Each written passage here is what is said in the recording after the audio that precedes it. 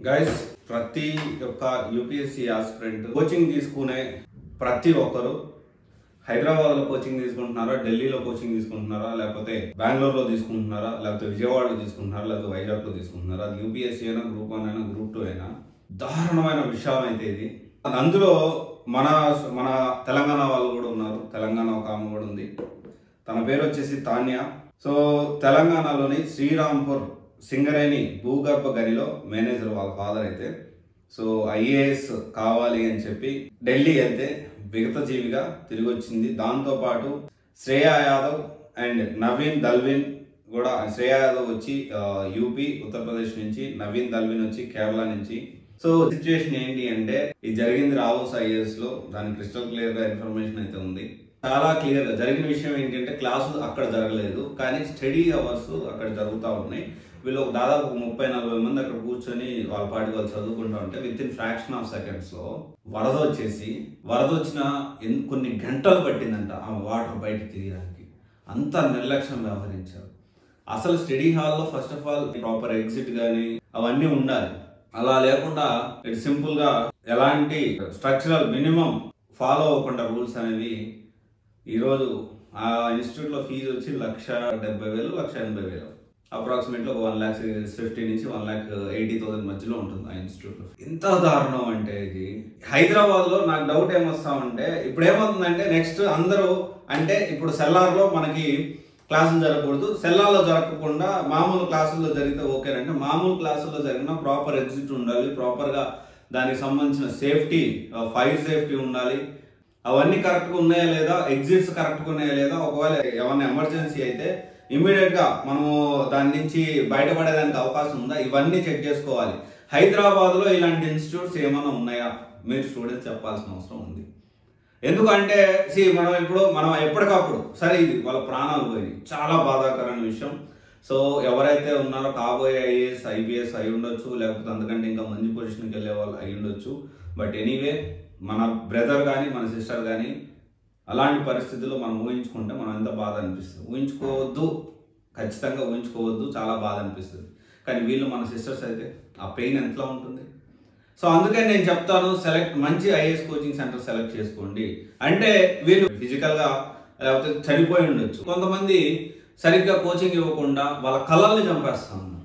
IAS అభ్యర్థులు ఇక్కడైతే జరిపారు, ఇంకొన్ని చోట్ల హైదరాబాద్ ఇన్స్టిట్యూట్ లో కానీ, బెంగళూరు కానీ, ఢిల్లీ కానీ, విజయవాడలో కానీ, వైజాగ్లో కానీ చాలా చోట్ల వాళ్ళ ఐఏఎస్ కళల్ని చంపేస్తా ఉన్నారు. అందుకనే మంచి ఇన్స్టిట్యూట్ సెలెక్ట్ చేసుకుని అంటున్నా. ఇప్పుడు ఈ వీడియోలో మంచి ఇన్స్టిట్యూట్ సెలెక్ట్ చేసుకుంటున్నారు సెకండరీ. దానికంటే ముందు స్ట్రక్చరల్ మినిమం హైదరాబాద్ లో అన్ని కోచింగ్ సెంటర్స్ ఆ రూల్స్ అనేవి ఫాలో అవుతున్నాయా లేవా. ఒక బ్యాచ్ లో ఒక రూమ్ లో వేసేసి కనీసం ఏసీలు ఉండవు, ఫైర్ ఎగ్జిట్ సంబంధించి కానీ వీటన్నిటికి సంబంధించి ఎలాంటి జాగ్రత్తలు తీసుకోరు. They only care about money. ఇంకేమన్నంటే బెదిరించేస్తారు, నేను చంపేస్తా, తలకాయ బద్దలు కొట్టేస్తా అంటారు. బద్దలు కొట్టండి చూద్దాం. బద్దలు కొడుతున్నారు ఆల్రెడీ. చాలా మంది జీవితాలను బద్దలు కొడుతున్నారు. తలకాయ లెక్క కొట్టండి, ఏం చేస్తారు ఇక, అంతకంటే ఏం చేయగలుగుతారు. ఎప్పుడైనా కానీ స్టూడెంట్స్ గుర్తుపెట్టుకోవాలి. నాకు మొన్న బైజూస్ ఐఏఎస్ ఈరోజు చూసుకుంటే ఇలా జరిగింది. యూపీఎస్సీ కోచింగ్ వస్తున్నారా పాపం స్టూడెంట్స్, లేకపోతే యూపీఎస్సీకి సంబంధించి పోరాటాలు చేయడానికి, ప్రొటెస్టులు చేయడానికి వస్తా ఉన్నారా? అందుకనే నేను ఈ వీడియో చేయడానికి ముఖ్య ఉద్దేశం ఏంటి అంటే, ఇది అందరికీ తెలుసు కానీ నేను చేయడానికి ఉద్దేశం ఏంటి అంటే, మన హైదరాబాద్ లో ఒకవేళ బెంగళూరులో ఇలాంటి ఇన్స్టిట్యూట్స్ ఏమైనా ఉంటే ఖచ్చితంగా చెప్పండి. దాని గురించి నేను పబ్లిక్ లో తీసుకెళ్తాను. There is no doubt at all. ఎందుకంటే ఖచ్చితంగా అంతా అయిపోయిన తర్వాత మనం ఇబ్బంది పడేదానికంటే వాళ్ళకి ముందుగా చెప్పి చూద్దాం, ఇది కరెక్ట్ కాదు సార్, ఇది మీకు కొంచెం మార్చుకుంటే రూల్స్ ప్రకారం ఫాలో అయితే మంచిదని మన సైడ్ నుంచి చెప్తాము. ఒకవేళ వినకపోతే అక్కడ లోకల్గా ఉన్న వాళ్ళకి కంప్లైంట్ చేద్దాము, ఆఫీసర్స్ కి. వాళ్ళు చెప్పినా వీళ్ళు వినకపోతే దాన్ని ఖచ్చితంగా మనం పబ్లిక్ లో తీసుకెళ్దాము. ఇక్కడ మనం ఎక్కడ కూడా ఎవరిని మనం ఇబ్బంది పెట్టాలన్న ఉద్దేశం కాదు, కానీ స్టూడెంట్స్ మాత్రం ఇబ్బంది పడకూడదు. డబ్బులు కట్టే ప్రతి రూపాయికి న్యాయం జరగాలి. సో ఇక్కడైతే క్రిస్టల్ క్లియర్ గా చెప్తా ఉన్నాను. యూపీఎస్సీ కొన్నిసార్లు నాకు చాలా బాధేస్తూ ఉంటుంది. యూపీఎస్సీ కోచింగ్ స్టూడెంట్స్ కోచింగ్ కోసం వస్తున్నారా, లేకపోతే ప్రొటెస్టులు చేయడానికి వాళ్ళు హైదరాబాద్కి వచ్చి డబ్బులు కడుతున్నారో అర్థం కాని పరిస్థితి.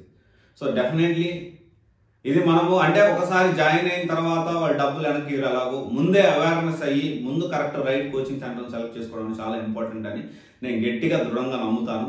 ఈ విధంగా వీళ్ళైతే చేశారు. కానీ చాలా మంది ఐఏఎస్ కళలు చంపేస్తా ఉన్నారు మాటలు చెప్పి ఇన్స్టిట్యూట్స్ లో జాయిన్ చేసుకొని. సో డెఫినెట్లీ ఇది మీరు ఆలోచించాలి.